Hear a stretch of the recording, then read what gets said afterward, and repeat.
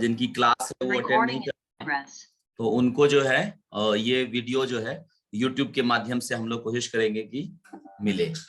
तो आप लोग जो भी कंफर्टेबल हैं वो अपना वीडियो ऑन कर लीजिए, और ऑडियो किसी को ऑन नहीं करना है। जब क्वेश्चन आंसर सेशन होगा तो उस समय हम लोग बातें करेंगे और आंसर लेंगे। अभी आप लोग ऑडियो को म्यूट रखिए और वीडियो ऑन कर सकते हैं, तो वीडियो खाली ऑन रखिए, बाकी सब जो है ऑफ रखिएगा।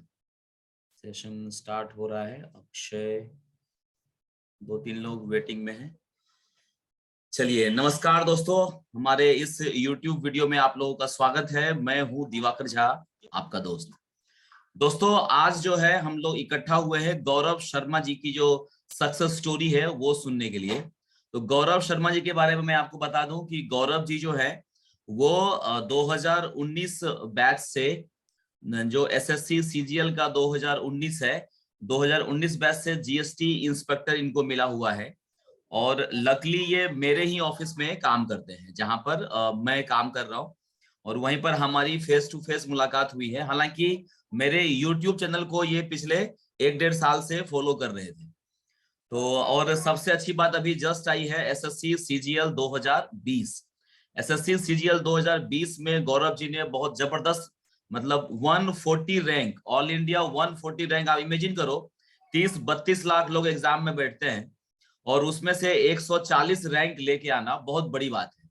तो ये कारनामा कैसे किया है, क्या जर्नी है, स्टार्टिंग से जानेंगे हम लोग। तो एक बार सब लोग जो है ऑडियो को अनम्यूट कर दो और एक बार क्लैप करते हैं गौरव शर्मा जी के लिए। Thank you sir, thank you sir, thank you sir. जी गौरव जी, अब माइक आपकी तरफ जा रहा है। आपकी जो स्टोरी है वो थोड़ा अपने बारे में थोड़ा बता के फिर स्टोरी शेयर कीजिए जी।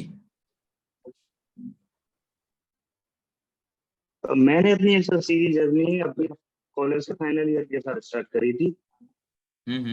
वहां पर सर मैंने ऑफलाइन थोड़ी सी कोचिंग भी ली थी, उसके बाद थोड़ा सा ऑनलाइन भी हेल्प लिया था, और वही प्रैक्टिस प्रैक्टिस एंड प्रैक्टिस, यही होता है एसएससी में। और तो कुछ है नहीं, और तो कुछ है नहीं। तो सेशन हम लोग खत्म करते हैं फिर। नो सर, नो सर, मतलब मैं ये कहना चाह रहा हूँ कि एवरीथिंग जी starts and ends with practice in SSC. You have to practice hard and. अच्छा, आपकी आवाज थोड़ी सी ना क्लियर नहीं आ रही है, तो थोड़ा आवाज का देख लीजिएगा। फोटो तो बहुत अच्छा आ रहा है। हाँ, आवाज हमारी है सर।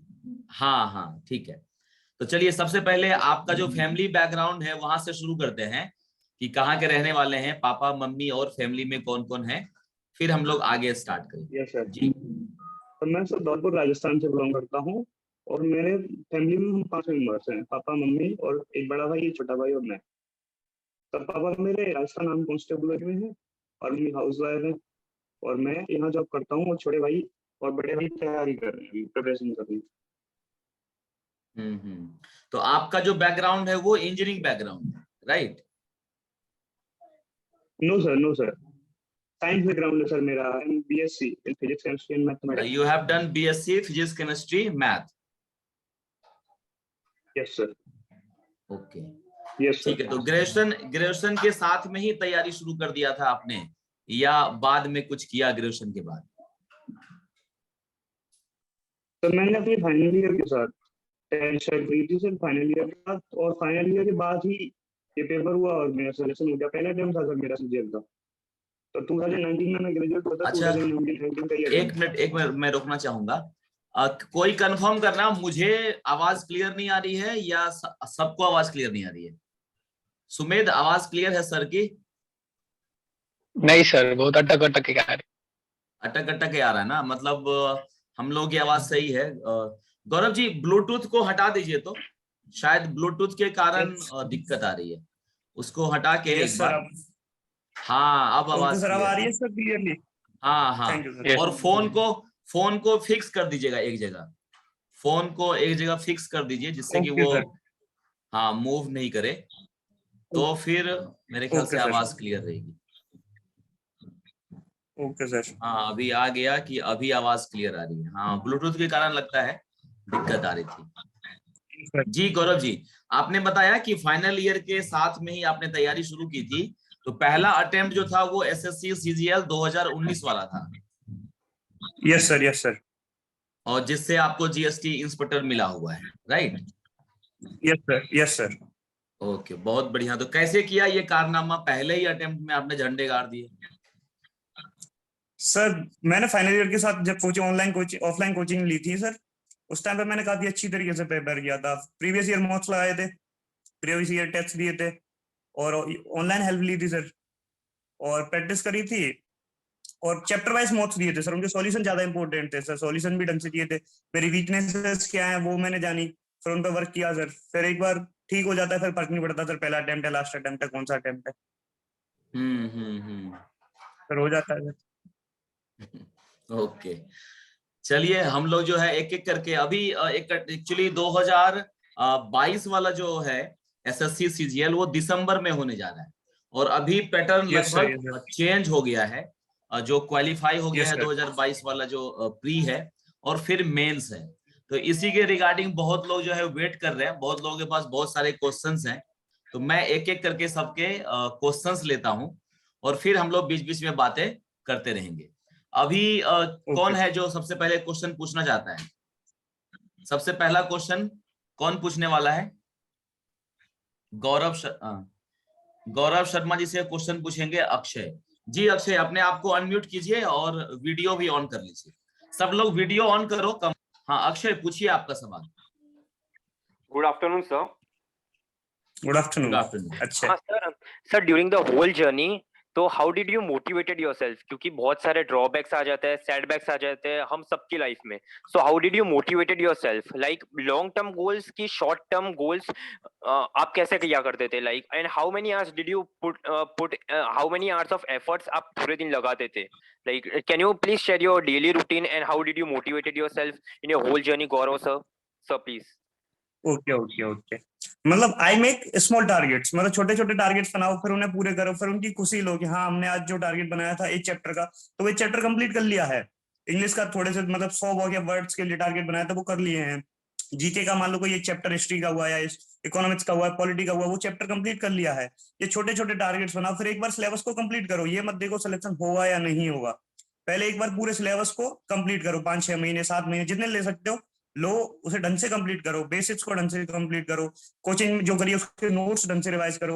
उनको ढंग से तैयार करने के बाद फिर आओ कि सिलेक्शन हुआ या नहीं हुआ इस बात पर, फिर लगाओ टेस्ट सीरीज, मॉक्स दो। फिर मॉक्स के स्कोर धीरे धीरे कम आएगा पहले, फिर इंप्रूव करने की कोशिश करो, फिर उनके सॉल्यूशंस करो, फिर अपने आप इंप्रूव होता रहेगा। तो लगता ही नहीं है इसमें कोई मोटिवेट डिमोटिवेट होने वाली बात है। सिलेक्शन लेना है मतलब तैयारी करनी पड़ेगी, बात खत्म। नहीं एंड अक्षय, सर कितने आवर्स आप प्रैक्टिस कर घंटे रहे थे? अक्षय वो का तो मैं जितना दे सकते हो। थोड़ा सा मैं एक्सप्लेन कर दूं। Yes, sir. अक्षय का कहना ये है, कभी कभी क्या होता है कि जब आप मॉक टेस्ट लगाते हैं नंबर कम आ जाते हैं। Yes, sir. नंबर कम आता है तो लोग डिमोटिवेट हो जाता है कि अरे यार मेरे से तो होगा ही नहीं, कट ऑफ तो जा रही है इतना और मुझे आ रहा है इतना कट ऑफ, और मेरा जो मार्क्स है वो तो कहीं ला ही नहीं कर रहा है। तो इसको कैसे करें, मतलब कैसे हम सेल्फ मोटिवेटेड हों, या उसके लिए कोई क्या करते थे आप, ये है इनका जी। सर उसका एक ही सॉल्यूशन है, बट जो वीकनेसेस देखो ना, टेस्ट में देखो ही मत। इस टेस्ट से तो डिसाइड होना नहीं है कि हमारा सिलेक्शन होना है या ना होना। उस टेस्ट में ये देखो गलतियां कहाँ करी थी, क्योंकि कई सारे चैप्टर ऐसे होंगे जो आपने नहीं पढ़े होंगे, इस चक्कर में नंबर कमाए। कई चीजें ऐसी होंगी जो आपने प्रैक्टिस नहीं करी होंगी, इस चक्कर में गलत किए हो, या फिर मिस्टेक्स दोहराई जा रही हैं, तो दोहराई क्यों जा रही है, उन मिस्टेक्स को सुधारो। जो चैप्टर मार्क कर लो कि ये चैप्टर में गलत हो रहे हैं, फिर उनका प्रैक्टिस करो। टेस्ट सीरीज से डिसाइड ही नहीं होना सिलेक्शन होना है या ना होना है। वहां पर परफॉर्मेंस पेपर से पहले अच्छा आना चाहिए, पेपर से 2 महीने पहले अच्छा आए ना आए फर्क नहीं पड़ता, पेपर से 5 दिन पहले 10 दिन पहले अच्छा परफॉर्मेंस आना चाहिए। तो उससे पहले तक तो भूल ही जाओ, पेपर के एंड वाले 1 महीने में परफॉर्मेंस अच्छा चलना चाहिए। उससे पहले चल रहा था या नहीं चल रहा था, तो वहां पर तो कभी कहीं ना कहीं कमी होगी ना तैयारी में। तो उस वाली कमी को निकालो, तैयार करो उसे, उस पर प्रैक्टिस करो, और फिर करो आराम से, होगा इंप्रूव, अपने आप होगा। सबका होता, तुम्हारा भी होगा। Okay sir. जी अक्षय, और कुछ पूछना है? एंड सर कितने आवर्स का एफर्ट्स आप लगाते थे, लाइक डेली रूटीन में कितने आवर्स स्टडी डेली करते थे रूटीन, सर हमारे? हाँ बहुत लोगों के मन में ये प्रश्न रहता है, कितने घंटे पढ़ने पड़ेंगे जिससे कि टॉपर हम बन सकें। तो उसके लिए क्या ये जवाब है गौरव?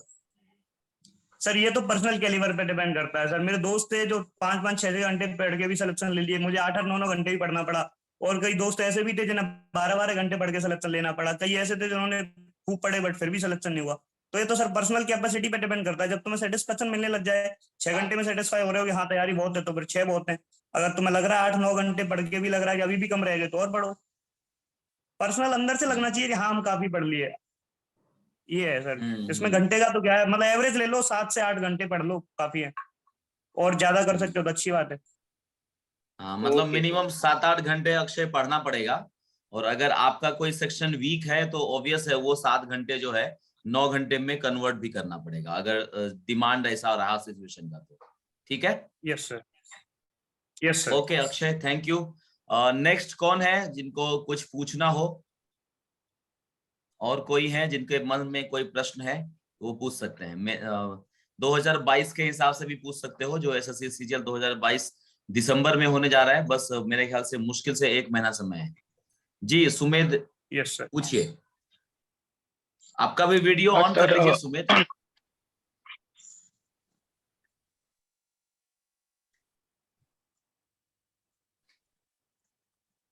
जी good Sumedh, afternoon sir. Good afternoon.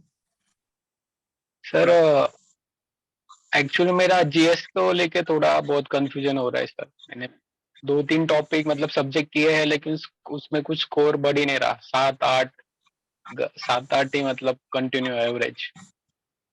और मैथ में सिली मिस्टेक बहुत हो रही है। जी जी ओके गौरव, मैथ्स के रिगार्डिंग और जीएस के अब रिगार्डिंग। क्या, जीएस के रिगार्ड, अब जीएस तो सर पेपर जैसे कि बहुत पास ही है, दिसंबर में ही है। तो आपके पास जीएस को तो कवर करने के लिए टाइम मैं अपने हिसाब से बताऊं तो है नहीं पूरे तरीके से तो। बट आप अपना मैच कर सकते हो, जैसे कि ल्यूसेंट के पीछे वाला मिसलेनियस पोर्शन होता है ना, मिसलेनियस ल्यूसेंट किताब यस आती है कि जीके की, उसका पीछे का मिसलेनियस पोर्शन से आपका स्टैटिक पोर्शन जो है ना जीके का, वो कवर हो जाएगा। उसमें लगभग 6 से 7 क्वेश्चन स्टैटिक के आते ही हैं पेपर में। तो वो कर सकते हो आप अभी, उसे ढंग से 2-3 बार रिवाइज करके ल्यूसेंट के पीछे वाला मिसलेनियस वाला पोर्शन। और उसके अलावा आप यूट्यूब से वो लो, मंथली करंट अफेयर्स के वो लो, वीडियोस पढ़ो। वीडियोस देखो, 1 महीने को 3-4 घंटे में कवर कर देते हैं वो। तो वो उसका मंथली वो देखोगे ना आप, तो उससे आराम से आप मतलब पिछले 6-7 महीने का पढ़ लो। 6-7 महीने का 3-3 करके रोज एक पढ़ लो, या फिर 2 दिन में 1 महीना कवर कर लो। उसका करेंट्स के नोट्स बनाओ उसके साथ साथ यूट्यूब वीडियोस के, फिर उन्हें रिवाइज करो। करंट अफेयर्स और स्टैटिक पोर्शन कवर कर लो आप, क्योंकि पेपर बहुत पास है। अगर इस नजरिए से देखा जाए तो पूरा हो नहीं पाएगा। तो स्टैटिक पोर्शन और करंट अफेयर्स कवर कर लो, 12 क्वेश्चन हो जाएंगे, 24 नंबर हो जाएंगे। और जो आपके 6-7 आ रहे हैं वो तो है ही, फिर थोड़े बहुत कम भी हो जाएंगे, तो 20-25 नंबर मेरे हिसाब से अब इस टाइम पे इतना ही हो पाएगा। 20-25 नंबर भी आ जाए ना काफी है। ओके। मिसलेनियस और सर ल्यूसेंट का पीछे मिसलेनियस कर लो और करंट कर लो, क्यों पूरा कवर नहीं हो पाएगा अब दिसंबर में एग्जाम है तो। बट और आप सर ट्राई कर, मैं अगर ज्यादा एफर्ट लगाना चाहते हो तो कवर कर सकते हो। ओके सर, मैथ में जब मॉक देते हैं तो उस वक्त स्पीड स्पीड में बहुत सारी गलतियां हो रही है। मतलब कभी 70 डिग्री एंगल होगा तो उसमें 90 से माइनस करते वक्त 100 से हो जाता है। ऐसा मतलब माइनर माइनर बहुत हो रहा है। तो फिर आप तो क्या, स्पीड पे ध्यान मत दो, पहले आप टाइम लो, मतलब टाइम ले सकते हो तो टाइम लो और सवालों को करो। जैसे आप 25 क्वेश्चन है मैथ्स में प्री में मान लो, तो 25 में से आपको जरूरी नहीं है कि 25 अटेम्प्ट करने हैं। अगर 17 सही कर सकते हो तो 17 काफी है। 17 अटेम्प्ट करो ढंग से, धीरे धीरे करो अपनी स्पीड से, फिर धीरे धीरे उस छोटी छोटी माइनर गलतियों को सुधारो। पहले टाइम लेके गलतियां सुधारो, फिर धीरे धीरे वो गलतियां स्पीड में भी नहीं होंगी। अभी स्पीड पे ध्यान दे रहे हो आप, टाइम गलतियों पे ध्यान ही नहीं दे रहे ना, इसी चक्कर में गलतियां हो रही हैं। पहले गलतियों पे ध्यान दो, टाइम लो फिर धीरे धीरे स्पीड बढ़ाओ। तो पेपर के लिए अभी 1 महीना है तो कवर हो जाए नहीं गलतियां तो। कोई बड़ी, अगर आप तक क्वेश्चन आता है तो वो जल्दी भी हो सकता है, ऐसी कोई बड़ी बात नहीं है। प्रैक्टिस करनी पड़ेगी थोड़ी सी उसके लिए, सिली मिस्टेक्स को ओके, सुधारने के लिए प्रैक्टिस करनी पड़ेगी थोड़ी सी। Thank you sir. ठीक है सुमेध, बस चलिए thank you Sumedh, thank you Gaurav ji. Next कौन है जो प्रश्न पूछना चाह रहा है? शिवम, शिवम का ऑडियो ऑन है। शिवम, आपको कोई प्रश्न पूछना है गौरव जी से? No sir. आपका ऑडियो ऑन, ऑडियो म्यूट कर लीजिए फिर। और कोई है जिनको प्रश्न पूछना है? अच्छा, इन बिटवीन हम लोग कुछ बात कर लेते हैं गौरव। जैसे जिसका अभी पहला अटेम्प्ट होगा, ठीक है, अभी ठीक 1 महीना समय है, 30 दिन का समय है हमारे पास। तो ये 30 दिन का क्या स्ट्रेटजी होना चाहिए? क्योंकि प्रीलिम्स जो है वो क्वालिफाई हो गया है, अभी जो है प्रीलिम्स के नंबर तो ऐड नहीं होने वाले हैं। आपके समय में या मेरे समय में क्या होता था कि प्रीलिम्स का नंबर ऐड होता था, तो सब लोग जोर लगाते थे यस सर। प्रीलिम्स के ऊपर। तो इस बार की क्या स्ट्रेटजी होनी चाहिए आपके एक्सपीरियंस से, क्या करना चाहिए बच्चों को? सर इस बार का स्ट्रेटेजी ये है सर, अगर आप अभी मॉक में अच्छा स्कोर कर रहे हो तो उसे कंटिन्यू रखो, मॉक्स तो देना कंटिन्यू रखो, और जो तुम्हारे नोट्स हैं कोचिंग के या फिर कैसे भी नोट्स वगैरह जो हैं जिसमें से तुम पढ़ाओ, स्टडी मटेरियल तुम्हारा जो है उसे थोड़ा थोड़ा रिवाइज करते रहो, बार बार रिवाइज करो। अभी मेरे हिसाब से क्योंकि मेंस के लिए 3 महीने आराम से देने वाले हैं, तो वो नई शुरुआत जब कुछ नया ऐड करना हो जब कर लेना शुरुआत के उस वाले 1 महीने की शुरुआत में।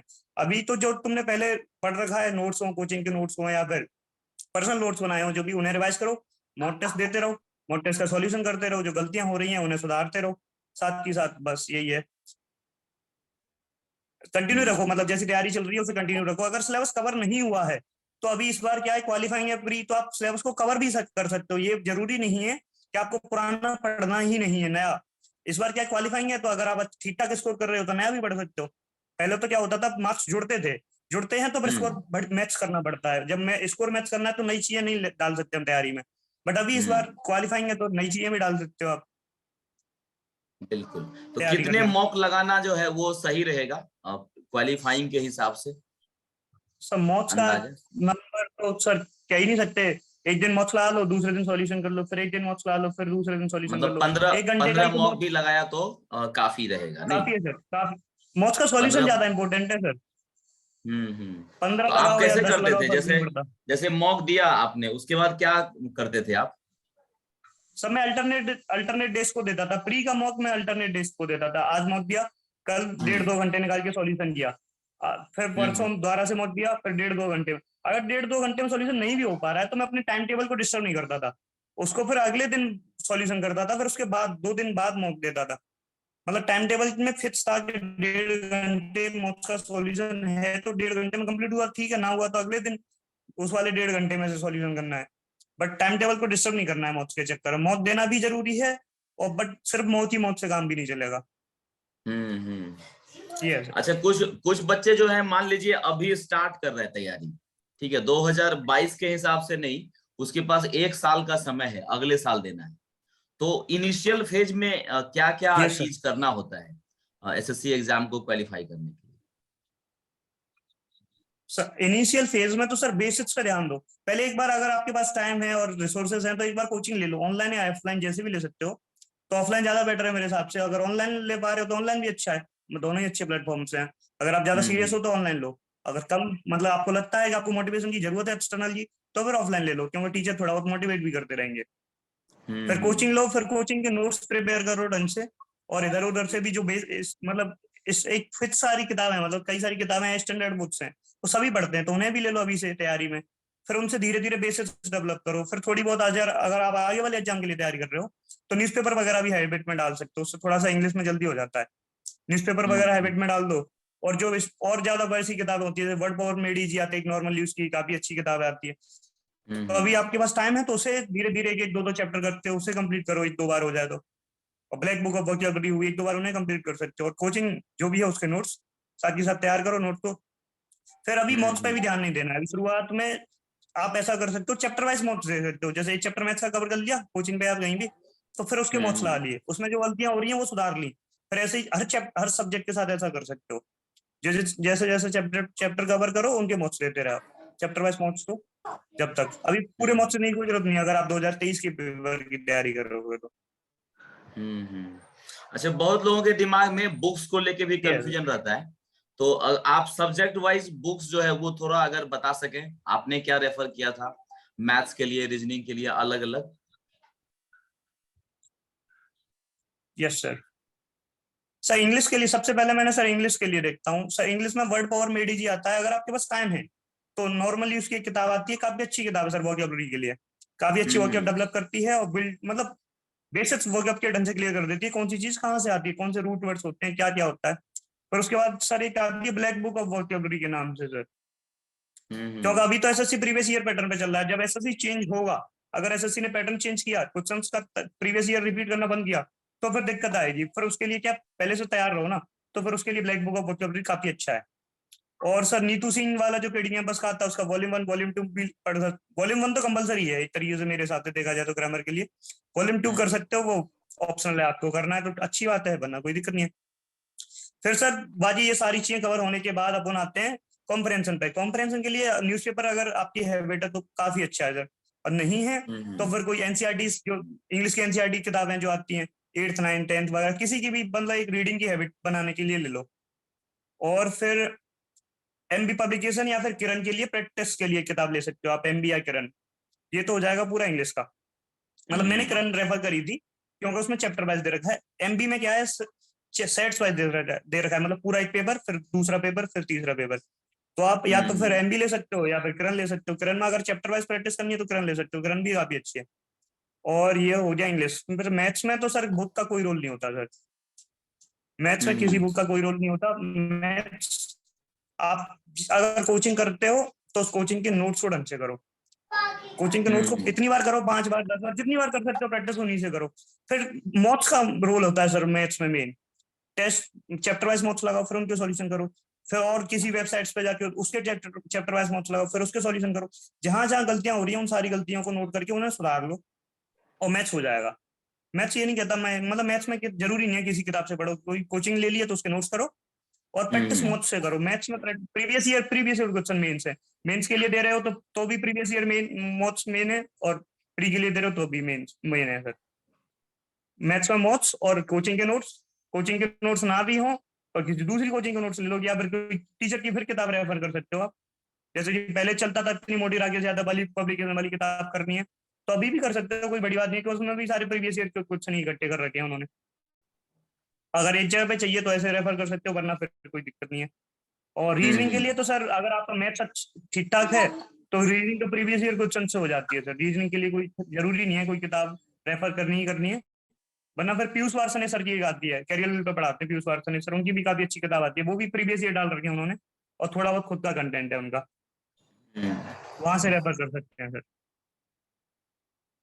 और उसके बाद सर जीके के लिए तो सर मैं हमेशा से, मतलब अगर आप अच्छी तरीके से पढ़ना चाहते हो तो फिर सबकी स्टैंडर्ड बुक्स होती हैं सारी सब्जेक्ट्स की।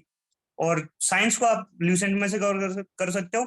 स्टैटिक पोर्शन ल्यूसेंट के पीछे वाला मिसलेनियस पोर्शन काफी इंपॉर्टेंट है, वहां से कवर कर सकते हो। और करंट अफेयर्स के लिए सर मैं मैगजीन्स को ना फॉलो करके मंथली करंट अफेयर्स के वीडियोस यूट्यूब चैनल पे प्रेफर करता हूँ। पूरे मंथ का करंट अफेयर्स, फिर उसके नोट्स बनाता हूँ, फिर उसे रिवाइज करना हो जाता है सर ये बारी। इसके अलावा नोट्स दे लो। Okay, thank you Gaurav ji, इतना सारा इंफॉर्मेशन और एकदम अच्छे से बता रहे हैं। किसी को और कुछ पूछना है? कोई फिर मेरे से मत पूछना कोई क्वेश्चन, पहले पूछ लो इधर। देव कुछ नहीं पूछ रहा है। देव, अभिनव का ऑडियो ऑन नहीं हुआ है अभी तक। और किसी को कुछ पूछना है या मैं अपने मन से ही सवाल पूछते रहूं? हाँ, सुमेध को पूछना है फिर से। जी सुमेध। सर अभी मैं मॉक दे रहा हूँ तो उसमें मेरा कांस्टेंट जो स्कोर है, मतलब एवरेज 115 से 120 तक क्या आ रहा है, उसके ऊपर अभी जा नहीं रहा, तो मतलब कैसे इंक्रीज करूँ उसमें? हाँ तो उसका सीन ये है, गलतियां कहाँ हो रही हैं वो देखो ना आप, तुम्हारी गलतियां हो कहाँ रही हैं, उस मौत का सॉल्यूशन देखो, सॉल्यूशन में गलतियां कहाँ हो रही हैं। फिर दूसरा मौत ले रहे हो, फिर देखो कि दूसरी बार गलतियां कहाँ हो रही हैं, उन गलतियों पे काम करो। पहले एक बार मौत दिया, फिर उन गलतियों पे काम करो, इससे चैप्टर में ये चीजें गलत है। फिर जब दोबारा पेपर दे रहे हो फिर भी वो गलतियां हो रही हैं, तो फिर ये गलत है, फिर तुम तैयारी ठीक नहीं कर रहे हो। एक बार जो मौत दिया उसमें जो गलतियां हुई वो गलतियां सुधार के आओ, फिर दूसरा मौत दो, अपने आप स्कोर इंक्रीज होगा। और 120 वैसे इस बार क्वालिफाइंग एग्जाम है तो मेरे हिसाब से ठीक है, 120 स्कोर बेकार नहीं है, ठीक है। बट अभी इंप्रूव किया जा सकता है, इसे आराम से 150 तक पहुंचाया जा सकता है। गलतियां देखनी पड़ेंगी, मौत में गलतियां हो कहाँ रही हैं। अब ऐसे तो मैं कैसे बता दूंगा स्कोर ऐसे इंक्रीज होगा, तो आपकी गलत कर रहे हो, आप रीजनिंग में गलतियां कर रहे हो, मैं आपको जीके की बताने लगा हूँ कि जीके में सुधार लो, तो वो तो है नहीं ना सॉल्यूशन। सॉल्यूशन तो वो है कि तुम गलतियां कहाँ कर रहे हो, तुम खुद एनालिसिस करो। जी सुमेध, कुछ सीरीज ऐड वाले, हाँ सर, सीरीज वाले जो रीजनिंग में क्वेश्चंस होते हैं ना, वो मतलब वो ऑन टाइम क्लिक नहीं होते, तो उसमें हाँ तो कुछ सुधार ही नहीं हो रहा है। उसमें मैंने ट्राई भी बहुत किया, प्रैक्टिस की, लेकिन वो ऑन द टाइम नहीं हो रहा कुछ। अच्छा ओके, तो सीरीज का सीन होता है, सीरीज के कुछ स्टैंडर्ड पैटर्न्स होते हैं, अब एसएससी अगर कोई रैंडम ही अलग से पूछ लेता तो उसका सॉल्यूशन किसी पे नहीं आता, वरना फिर सीरीज के 5-6 स्टैटिक पैटर्न्स होते हैं, वो तुम किसी यूट्यूब चैनल पे या फिर किसी टीचर से पूछ सकते हो जिसने सीरीज पढ़ाई होगी, तो उन्होंने स्टैटिक चीजें बताई होंगी, इंक्रीज डिक्रीज ये वो मल्टीपल डिवीजन, इस कुछ है स्टैंडर्ड्स चीजें हैं सीरीज की, उनसे हो जाता है। और यूट्यूब वीडियो रेफर कर सकते हैं, या फिर किसी बैंकिंग वाले टीचर से बैंकिंग के यूट्यूब वीडियोस देखो, क्यों बैंकिंग में अच्छे लेवल के आते हैं ये सीरीज, तो अगर तुम अच्छे लेवल की वहां से देख लोगे तो ये भी कवर हो जाएगा। Yes sir. चलिए, और किसी को कुछ पूछना गुड है? Afternoon sir. हाँ sir, Dev, good Vikas. Afternoon sir. हाँ देव, पूछिए, क्वेश्चन पूछिए। Good afternoon. हाँ, गुड आफ्टरनून गौरव भैया। गुड आफ्टरनून भाई। भैया आपसे एक क्वेश्चन है कि जैसे अभी क्या हो रहा है कि रिसेंटली हम मॉक दे रहे हैं, तो ये प्रॉब्लम रीजनिंग में भी हो रहा है और मैथ में भी हो रहा है। प्रॉब्लम ये हो रहा है कि जब क्वेश्चन आता है लेकिन जब सॉल्व करने बैठ रहे हैं तो बहुत ज्यादा टाइम लग जा रहा है। अब वो जो टाइम लग रहा है वो कैलकुलेशन में ज्यादा टाइम लग जा रहा है, तो इसको कैलकुलेशन को कैसे मिनिमाइज करें? कैलकुलेशन के देखो, कैलकुलेशन को सॉल्व छोटा करने का एक तरीका होता है, एक होता है यूनिट डिजिट से सॉल्व करना क्वेश्चन को। ऑप्शन को देखो, उनके यूनिट डिजिट देखो, तुम ऑप्शन यूनिट डिजिट से कर सकते हो, मल्टीपल से कर सकते हो, इवन ऑड वाली चीजें ध्यान रखो कि अगर ये ऑड का मल्टीपल हो रहा है तो ऑड ही आएगा। ये सारी छोटी छोटी चीजें। फिर नॉर्मल वो है कि स्क्वायर से याद करो, काफी अच्छे लेवल तक 40 तक 50 तक स्क्वायर से याद रखो, और 30 तक या फिर 25 तक क्यूब से याद रखो। ये सारी चीजें लगती हैं कि बच्चों वाली हैं, बट ये करनी होती हैं। क्यूब्स स्क्वायर्स वगैरह याद रखना, फिर मल्टीपल वगैरह की प्रैक्टिस करते रहना, थोड़ा थोड़ा प्रैक्टिस करते रहो, हाथ को साफ करते रहो, मतलब नॉर्मल खाली बैठे हो तो अच्छे अच्छे मल्टीपल्स उठाओ, उन्हें प्रैक्टिस करो, फिर उनके यूनिट डिजिट्स मेन है, यूनिट डिजिट्स या फिर यूनिट डिजिट्स को देखना, C9 वगैरह, ये तरीके होते हैं, कुछ ट्रिक्स होती है, मतलब हैक होते हैं इसके कैलकुलेशन के। वरना फिर सबसे बेसिक तरीके से भी करो फिर भी हो जाता है, पेपर में काफी एम्पल टाइम होता है, बस अर्थ है कि तुम्हें क्यूब्स स्क्वायर्स वगैरह ये सारी चीजें ढंग से याद हैं, ये ना तुम इम्प्लाई करवा रहे हो पेपर में, तो इन चीजों को याद कर लो। अभी भी टाइम है, ये कोई बड़ी बात नहीं है, कहीं लिख के रख लो, जब आओ जाओ दिन में 1-2 बार पढ़ दो, सबको याद हो जाएंगे धीरे धीरे, मतलब प्रॉपर बैठ कर याद नहीं करनी है, फिर याद नहीं होंगी। नॉर्मल चलते चलते जब कभी देख लिए, हाँ देख लिए, फिर आए फिर देख लिए, ऐसे याद हो जाती हैं सारी चीजें। और फिर कुछ उनका क्या सीन ये कि ऐसे ऐसे जैसे कैलकुलेशन मिस्टेक्स हो रही है ना, तो कैलकुलेशन वाले ही क्वेश्चन उठा के बार बार प्रैक्टिस करो, कैलकुलेशन वाले खाली मोड के अलावा कैलकुलेशन वाले क्वेश्चन प्रैक्टिस करो, फिर धीरे धीरे वही मल्टीपल टाइम्स एक ही क्वेश्चन को प्रैक्टिस करो, फिर देखो जैसे जो क्वेश्चन जिसमें तुम्हें टाइम लगा था उसी क्वेश्चन को बार बार सॉल्व करो, फिर अपने आप एंड में आते आते वो 10-12 सेकंड में होने लग जाएगा, फिर ऐसे ही धीरे धीरे और ज्यादा क्वेश्चन उठाओगे तो सारा स्पीड वाला काम हो जाएगा। विकास Thank जी, you समझ भैया। में आया? जी सर। और कुछ पूछना है? अरे, नहीं पूछना है, ठीक है। और कोई है जो हमारे मित्र कुछ पूछना चाहते हैं? इन बिटवीन हम लोग जो है गौरव जी के मार्क्स जान लेते हैं, क्योंकि बहुत लोगों के दिमाग में रहता है कितने नंबर लाने के बाद ये रैंक मिलती है। तो गौरव जी, आपके जो रैंक इतने अच्छे आए हैं उसमें कैसे कैसे नंबर डिवाइड हुआ है? मतलब टीयर 1 में कितना था और मैथ में कितना, इंग्लिश में कितना? ओके सर टीयर 1 के टाइम पे मुझे कोरोना था, तो उसमें मैं ज्यादा अच्छा परफॉर्म नहीं कर पाया सर, तो मेरा शायद 165 के समथिंग था सर टीयर 1 में। टीयर 2 में मैथ्स में ठीक था सर, मेरा 193 कुछ था सर, और इंग्लिश में 184.75 था सर। 184. और टीयर 3 में सर मैं अच्छा लिख के आया था, बट इस बार भी मुझे 53 दिए सर, इस चक्कर में मेरा रैंक 140 रह गया। हाँ, टीयर 3 में नंबर कम हो गया है। टीयर 3 में अगर 70 रहता तो अभी आप आराम से 100 के अंदर रहते। नो सर, 10 के अंदर होता है। 10 के अंदर हो जाते हैं? अरे बाप रे, तो वहां पे जाती हुई है। 53 तो बहुत कम नंबर है। चलिए कोई नहीं, तो आपका जो ड्रीम ये है जोन है वो आपको मिल गया है, राइट? Yes sir. तो अभी कौन सा जोन आप ज्वाइन करने के लिए जा रहे हैं, बता दिए सबको।